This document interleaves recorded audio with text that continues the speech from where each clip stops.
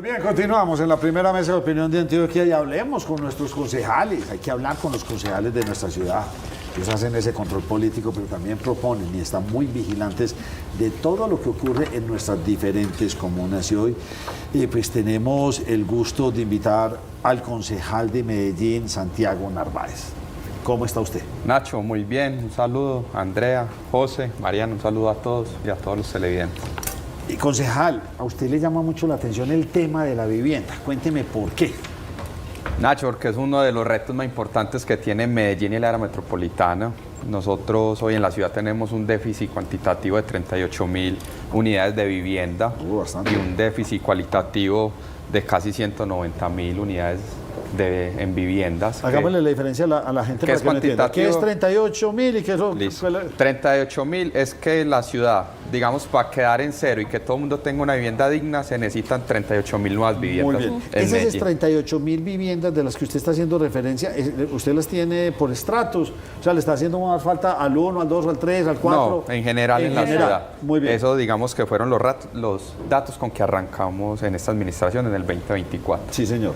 Y los casi 190.000 de déficit cualitativo son las personas que tienen o las viviendas que tienen alguna necesidad, sea en techo, en pisos, en unidades sanitarias, que puede ser baños, duchas o en cocinas, los famosos llamados mejoramientos de vivienda. Me gusta impactar con ese dato. Entonces, ¿cuántas viviendas hay en Medellín? Si faltan 38.000. No, pero son 190.000 que hay que arreglar. ¿Sí o no? Que necesita algún tipo de mejoramiento cualitativo, sea que tienen goteras en el techo, sea que tienen cualquier un faltante de las baterías sanitarias. Hay casas con piso de tierra. Así es. Pero Nacho, si Medellín es una ciudad de más de 2,5 millones de habitantes, es comprensible pensar que haya mucho más de 500, 600.000 viviendas. Aproximadamente hay casi 750.000 viviendas en el distrito de Medellín. Uno no se las imagina, ¿no? Es que, por ejemplo, esta administración ha entregado en estos 2 años 1.200 unidades de viviendas públicas, más lo que ha construido los privados. Entonces, ¿Y cuál es la propuesta de usted, digamos, frente a la calidad de las viviendas de esas 190.000? Listo, entonces, ¿qué aprobamos en el plan de desarrollo? Lo primero es que nos teníamos que enfocar en el déficit cualitativo, que es lo más alto.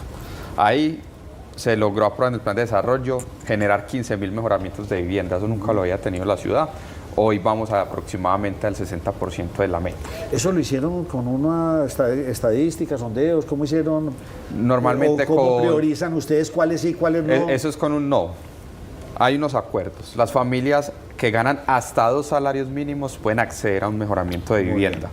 100% gratuito. Ahora, por ejemplo, ¿qué hicimos nosotros? Yo fui quien coordiné ese acuerdo dentro del Consejo Distrital y es que lo que hicimos fue abrir la posibilidad de que las familias que ganan hasta 4 salarios mínimos, porque es por núcleo familiar, pudieran acceder por lo menos hasta el 50% de un subsidio de vivienda y el otro 50% el distrito le ayudara a financiarlo. Qué bien. Porque ¿qué estaba pasando? Una familia que se ganaba 5.000 pesos más de hasta 2 salarios mínimos ya no podía acceder a un subsidio de mejoramiento de vivienda. Entonces a veces lo que estábamos generando es como que las familias quieran quedar en la pobreza para poder recibir un subsidio. Claro. Lo que dijimos, no, extendámoslo hasta 4. Y lo mismo estamos haciendo con los subsidios de vivienda nueva. Desde el distrito también se creó, digamos, se le dio la vuelta al tema de vivienda. ¿Y qué dijimos? Venga, el problema no es si una familia puede pagar, por ejemplo, una cuota mensual para una vivienda nueva. El problema es cómo accedo para pagar la cuota inicial de esa vivienda nueva. Entonces, como el gobierno nacional acabó Mi Casa Ya, desde el distrito lo que hicimos fue sacar un subsidio para financiar las cuotas iniciales. ¿Y eso qué llevó? Eso llevó, por ejemplo, que en el año 2024 de viviendas de interés prioritario, en toda Antioquia solo se habían vendido 64 y con la Feria Distrital de Vivienda del 2024 se vendieron 1.160 unidades de vivienda. Eso es lo que estamos haciendo, digamos, desde el comparación de los faltantes, ¿cierto? Eso versus los 38.000 y versus los 190.000 son pañitos de agua tibia, pero vamos en el cambio. Usted como es concejal, me imagino que a usted le toca caminar hacia Medellín, usted se lo debe conocer bien. ¿Cuáles son esas comunas más deficitarias en este momento? Toda la zona nororiental y noroccidental, especialmente lo que es Comuna 1 Comuna 2, Santa Cruz, Comuna 3, Manrique en la parte de arriba, especialmente los temas de la onda, Sí. Comuna 8, Comuna 7, Robledo, hacia el lado del túnel de Occidente, digamos que incluso ahí es donde tenemos uno de los mayores problemas y focos de asentamientos irregulares. ¿Ustedes Digamos- qué están planteando para eso? O sea, porque había como un lindero o una frontera para no seguir hacia arriba y eso se había planteado hace Nacho, algunas eso se administraciones. planteó en el 2014 con el POT que Sí, le tocó que- a Aníbal en la revisión, el famoso cinturón verde, ¿cierto? Eso es, que sí. la idea del cinturón verde era evitar la expansión hacia las laderas y crecer en el centro. Eso que requería un control por Y parte no de la se está dando, alcaldía. Sí, una continuidad. Es al muy fin y al cabo. difícil, ese control ha sido muy difícil, por eso digamos que Medellín tiene que cambiar esa mirada restrictiva y de control por cómo generar unos nuevos urbanismos y cómo potenciar el tema de vivienda. Realmente el alcalde de Medellín actual, Federico, y el que venga tienen que meterle duro al tema de vivienda. Se viene revisión de POT, nosotros tenemos revisión de POT este año, empezamos el ¿Cuándo? periodo de sesiones ordinarias. ¿Cuándo inicia? Estamos esperando que nos lo radiquen, pero por ejemplo el 18 de marzo es la primera audiencia pública del plan de ordenamiento territorial, 18, 19, 24 y 25 de marzo vamos a estar en los territorios y planeación nos va a mostrar los resultados de los estudios que ya realizaron las universidades para esta revisión de mediano plazo. Entonces en este POT que nos tenemos que llevar vivienda nueva, inversión en vivienda nueva y nuevos urbanismos, porque no tiene sentido decir, arriba en la onda hay un asentamiento irregular, hay que tumbarlo, ¿no? O sea, no tiene sentido sí. ni social, ni financiero, o sea, es que son barrios ya totalmente construidos, lo que hay que buscar es cómo reducir el riesgo. Esta revisión de mediano plazo va a estar muy enfocada en cómo reducir el riesgo, cómo mapear muy bien toda la red hidráulica e hídrica de la ciudad. Medellín tiene un poco más de 4.000 quebradas, pero hoy exactamente no se sabe dónde están. Entonces ese estudio también se está haciendo para empezar a generar todo el enfoque en prevención de riesgo, en generación de nuevos urbanismos y ahí cómo vamos llegando a una ciudad más sostenible. Mariana y después Andrea. ¿Qué piensan ustedes o usted como concejal que es lo más importante para revisar en ese POT y han tenido en cuenta la ciudadanía? Para mí, insisto, el tema de vivienda y cómo vamos a alivianar los requisitos y vamos a fomentar la construcción de viviendas legales y dignas, ¿cierto? Porque hoy construir viviendas en Medellín es supremamente difícil, es cero atractivo para el sector privado, por eso hemos visto estos crecimientos, digamos, exponenciales y desmesurados en zonas como Sabaneta y el norte del área metropolitana, pero también vimos el incremento exponencial de las construcciones irregulares en el distrito de Medellín, porque hacerlo de forma legal es demasiado complicado. Usted puede entregar incluso cumpliendo sus requisitos hoy y decir, la obra está terminada y necesita un permiso de PM, de tema de servicios públicos que le demora 8 y 9 meses para usted entregar su edificio. Entonces, para los constructores esto no está haciendo. Entonces, dentro del plan de ordenamiento territorial tenemos que revisar eso, tenemos que revisar el tema de polígonos, vamos a revisar tema de densidades. Lo que sí no se va a cambiar son usos de suelo. Eso es muy importante decírselo a la gente, no vamos a cambiar usos de suelo. Si su suelo es de uso rural, va a seguir siendo de uso rural. Si es un suelo de uso urbano, va a seguir siendo urbano. Para que la gente no se deje confundir ni se deje meter mentiras. En este mediano plazo eso no se va a cambiar. ¿Qué sí se va a cambiar? Si su sueldo es de alta mistura, de media mistura o de baja mistura, o si es mixto. ¿Qué es alta mistura, media y baja? Baja mistura son las zonas residenciales. Media mistura es que puede compartir comercio y residencias, ¿cierto? Pero cierto comercio, no rumba y eso, cierto comercio. Sí. O sea, hay media baja y media alta. Sí. Y alta mistura son normalmente las zonas de comercio, un Provenza. ¿Por qué? Porque ¿qué está pasando? Y eso es un tema de los que tenemos que revisar. Y digamos, ustedes conocen El Salvador, barrio El Salvador, Salvador, sí. en la comuna 9, carrera 36. Es una zona comercial, parece el centro de Medellín. Y eso es de baja mistura. Entonces, a esas personas podrían irles a cerrar sus negocios. Claro, le entiendo. Entonces, ¿qué sentido tiene que un barrio que ya tiene toda una vocación comercial entre la carrera 36 y la 36A Sí, y cambiarle su vocación? No tiene y sentido. orgánicamente se convirtieron en eso, no hubo los controles y ya se adecuó. Castilla, lo mismo, Sí, toda señor. la zona de la 97, la 95 son zonas comerciales. Entonces, ¿cómo llevamos eso en vez de perseguir a los comerciantes? ¿Cómo los vamos a llevar a una formalización, a una legalización? Concejal, en esa revisión del POT, ¿qué tanto están mirando ustedes el tema del aeropuerto? El anillo de proximidad del aeropuerto es lo que más dificulta Mira, eso es un la tema que eso no se va a tocar. Yo creo que yo estuve en una reunión hace 15 días con la directora actual del aeropuerto y lo primero que hay hacia el aeropuerto es un tema de desinformación. Todos los candidatos de la alcaldía, por ahí desde hace 3 o 4 periodos, dicen yo voy a cerrar el aeropuerto. Hoy no pueden. Hay una concesión hasta el 2032 y es una concesión por inversión, ¿cierto? O sea, ¿esto cómo funciona?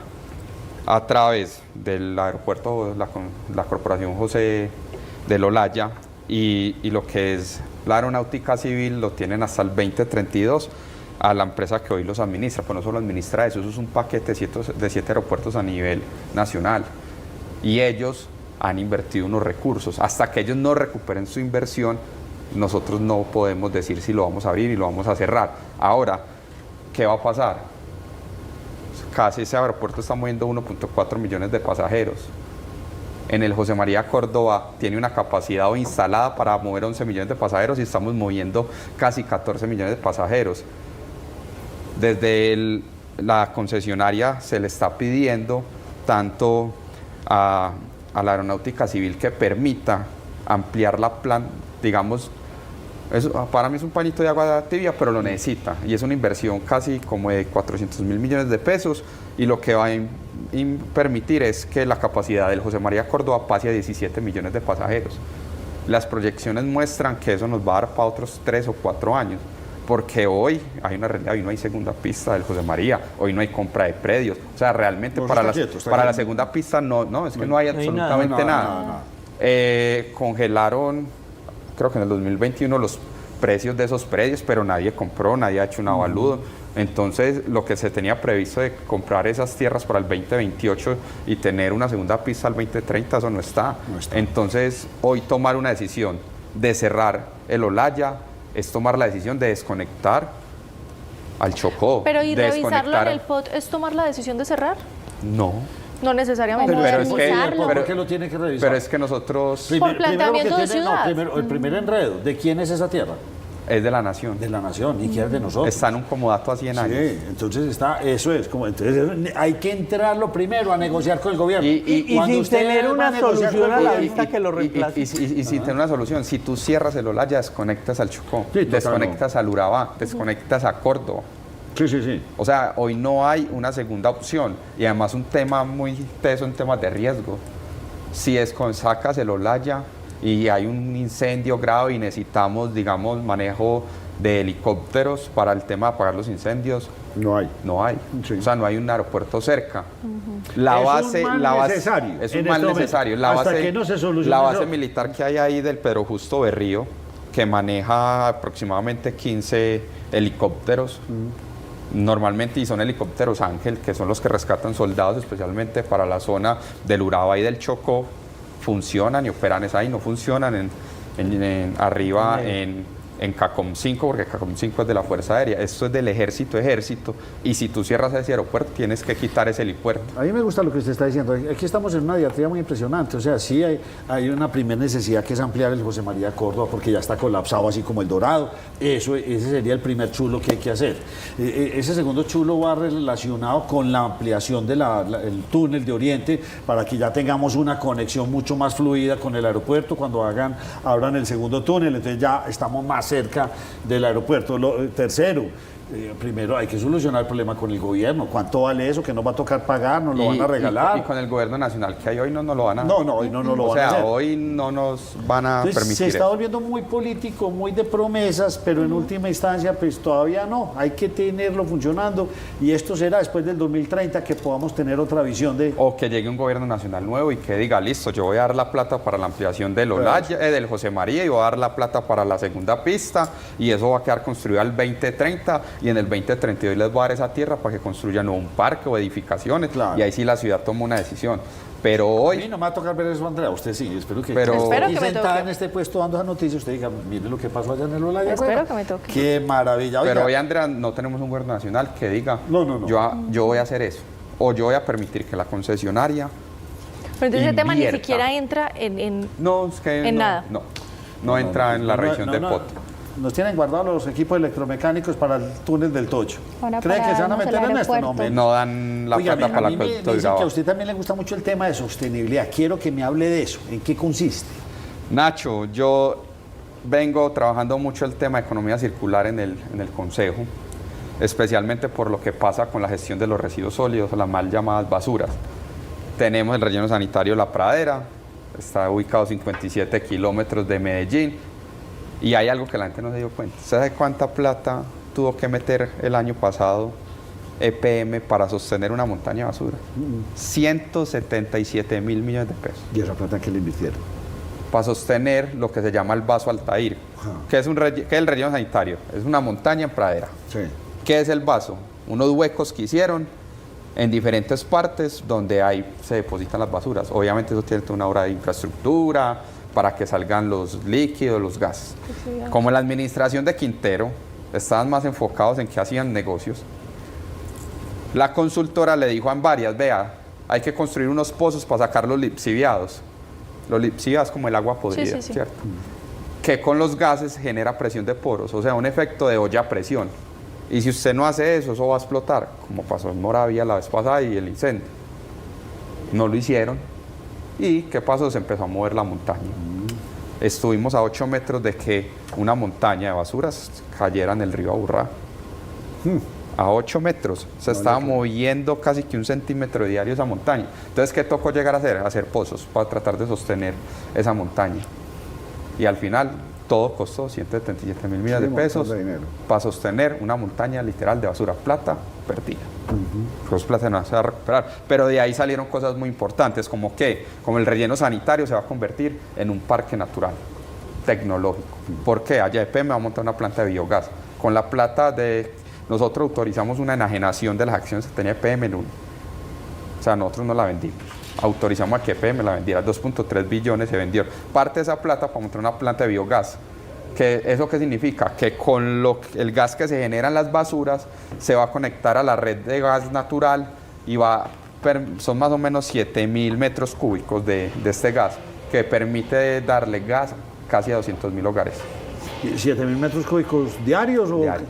No, ¿eso produce mensuales. ¿Eso produce un depósito de basura de esto? Es que usted, Nacho, eso es gigante. Yo estuve metido en el relleno sanitario, eso es gigante y va a conectar más o menos 200.000 hogares a la red de gas natural. Entonces, y también se va a montar una planta de valorización de residuos.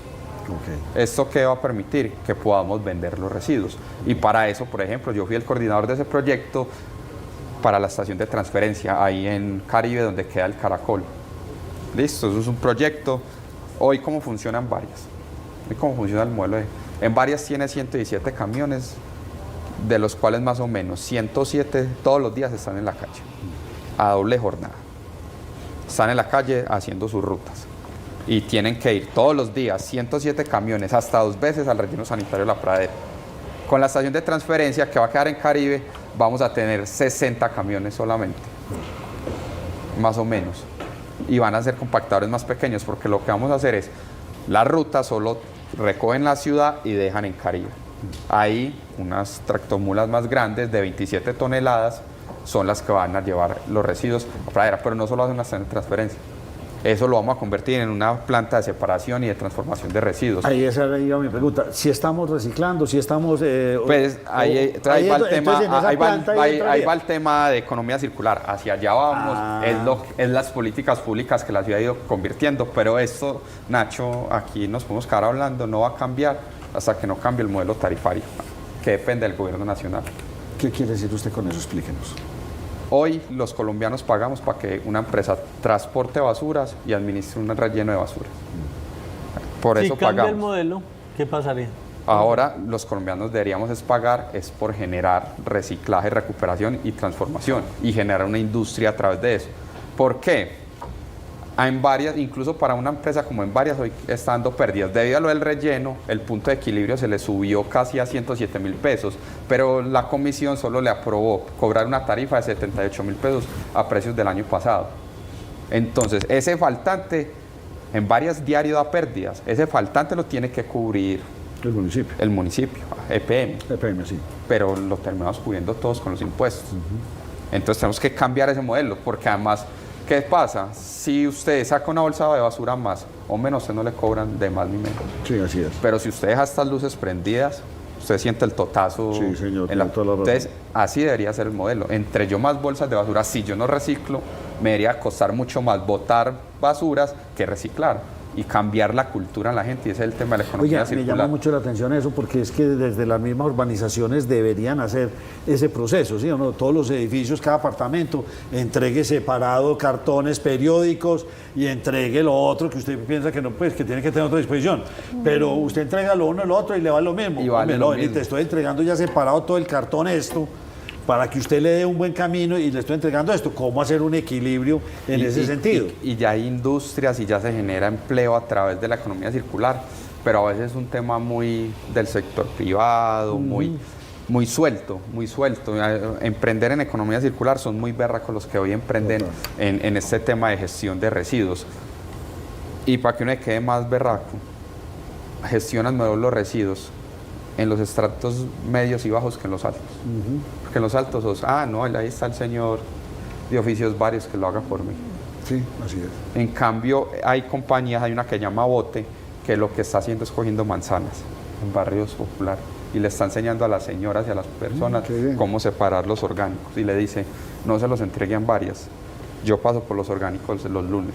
Y con eso No hacen- le hacen abono. entregue el reciclaje a varias. Yo paso ni al habitante de Qué calle, no, bien, yo oiga, paso, buenísimo. yo paso los martes y están con este piloto y es una empresa que le ha ido muy bien. Claro que ya hay varias, está Ecociclo, hay- Sí, pero están yendo a recoger y que eso lo transforman en Lo un producto, y es donde tienen su utilidad. lo transforman y ahí es donde tienen su utilidad. Mariana, última pregunta que nos tenemos que ir. Ahora tenemos un proyecto en la ciudad que es Mi Río y Mis Quebradas, pero ¿qué estrategias hay desde el Consejo para que este proyecto se quede y no sea como en los años pasados que se pierde? No, el proyecto ya se aprobó. Fue el acuerdo, se aprobó el año pasado, no me acuerdo el número del acuerdo, ya se aprobó como un proyecto de acuerdo.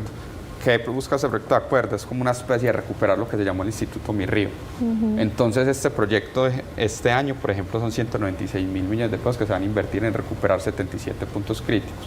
Pero al final la idea es recuperar 320 puntos críticos de la ciudad con una inversión superior a los 350.000 millones de pesos. En este momento, el año pasado, se estaban recuperando los puntos críticos más complejos del río Medellín. Era una inversión a través del área metropolitana de 32.000 millones de pesos.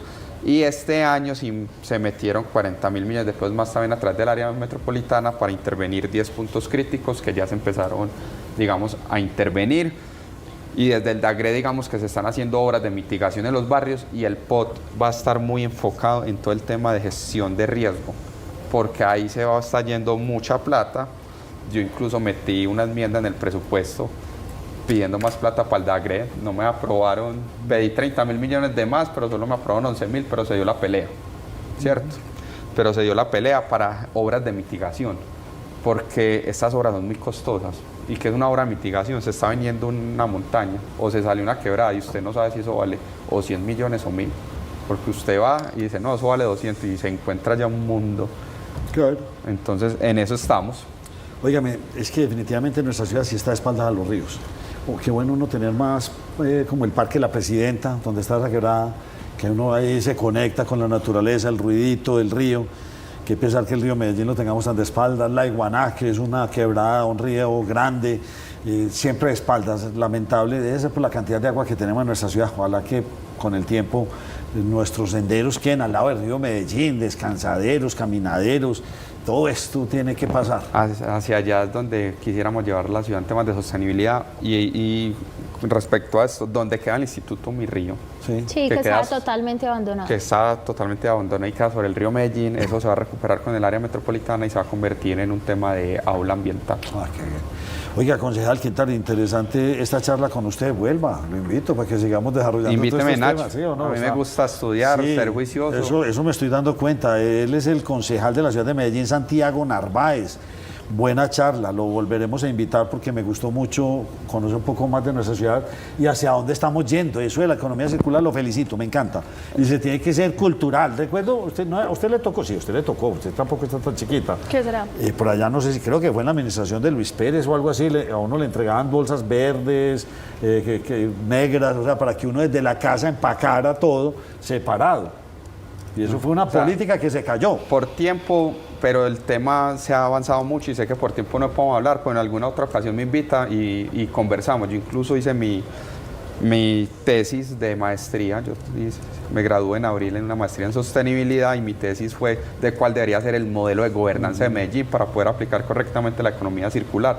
Porque hoy, si no cambiamos también, aparte de la tarifa del modelo de gobernanza, va a ser muy difícil porque hoy todas las secretarías están desarticuladas. Entonces se hacen de a poquitos, Sí, pero no están ahí articuladas y como una haciendo la doliente. Y eso lo muestran los indicadores, ¿cierto? Podemos hablar de los indicadores de aprovechamiento. No, usted ya quedó súper todo. invitado. Mariana apenas se ríe porque creo que el papá y la mamá de Mariana no hicieron eso. No tenían las bolsitas verdes que a uno se las regalaban. En varias se las Nacho, Le regalaban. voy a ser Yo muy honesta, estaba muy pero, niña. pero también a nivel nacional creo que ha faltado mucho una política seria porque nos han cambiado los colores de las bolsas, nos han cambiado eso los está protocolos, sí, sí, total. nos lo han cambiado mucho. En 2018 salió un COMPEX de economía circular, pero realmente en las poquitas ciudades donde hemos ido avanzando es Medellín, parte de Cali, El Retiro. El Retiro es una... sí, El Retiro tiene un modelo de gestión de residuos ejemplar, y al igual que La Ceja lo está montando. Qué bien. Son municipios pequeños, pero tienen unos modelos de gestión de residuos ejemplares. Pero el resto del país, grave. Usted le pegó a lo que uno llegue y mira todas las canecas y uno no sabe en cuál. Si la blanca, la verde, la café, la gris, y la la oscura. gente cree que eso nunca lo va a tocar. Pero, por ejemplo, el relleno sanitario, el vaso que nos queda, que es la Piñuela, que valió 720 mil millones de pesos la apertura y en la administración, tenemos vida útil de 5 años. Nada.